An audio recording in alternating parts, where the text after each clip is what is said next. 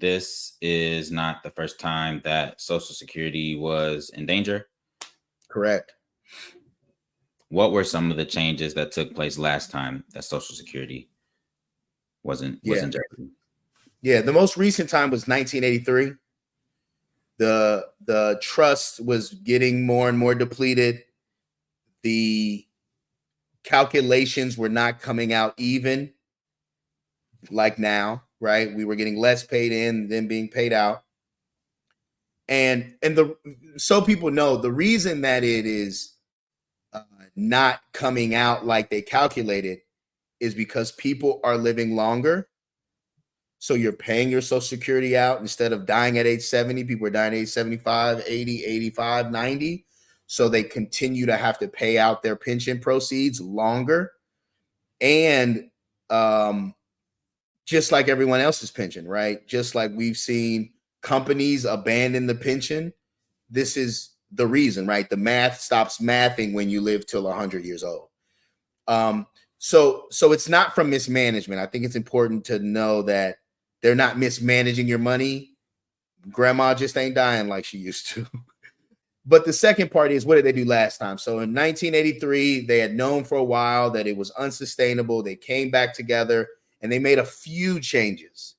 The biggest three changes were, first, they moved the full retirement age from age 65 to age 67. It was gradual. It wasn't overnight. It was month by month for 25 years. But eventually, the full retirement age became 67 and not 65, which meant that they were saving money on the payouts and how early they would start paying. The second thing they did was they increased payroll taxes. So payroll taxes in the Social Security used to be 6.13%. That law changed it to 6.2%. So not a significant amount. And they did that over time as well. So if you went from paying 6.13 to 6.15, you probably didn't feel it. But collectively, for all the Americans, it really helped. And then the last thing they did, which I'm not a big fan of, is they started to tax your Social Security benefit. The reason I'm not a big fan of that is because you pay federal and state income taxes out of your check, and then you pay in the Social Security. So the money that's in the Social Security trust has already been taxed. And with this new law change in 83, they started taxing it when you pull it out as well. Now, there are different thresholds for how much of it's taxed. Some people don't have any of it taxed. Some people have 50% of it taxed. Some people have 85% taxed. But either way, all of it has already been taxed by the federal government before we put it in. Now they're taxing it again when it comes out. So don't love that. But with those changes and some other ones about who's involved and who's not involved, they ran a surplus for a while. So instead of the benefits going in and the benefits being paid out being a deficit, there was a surplus.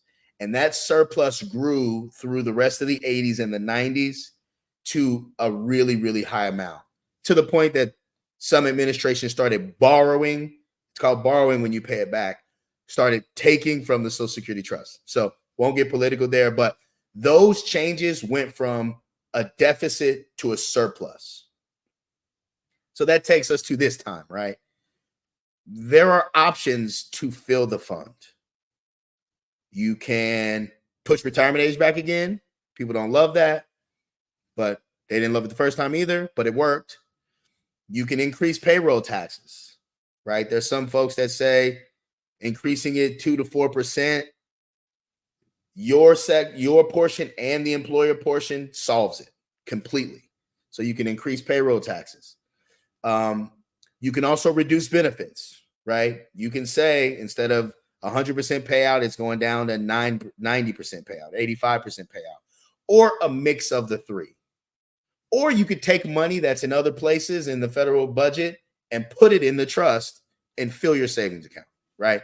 So there are a lot of different options for how to solve the problem of a depleting OASI, Social Security Trust.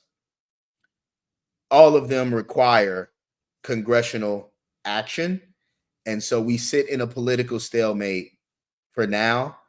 And I won't speculate on what will happen or what should or could happen, but we do want to know that some of the worst case scenarios, it will exist. It just will exist in a diminished capacity. And when we say diminished, we're looking at about 25% reduction.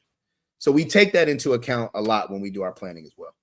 If you enjoyed this video, check out our video with a real life scenario of a retirement plan that we created for the Anderson family.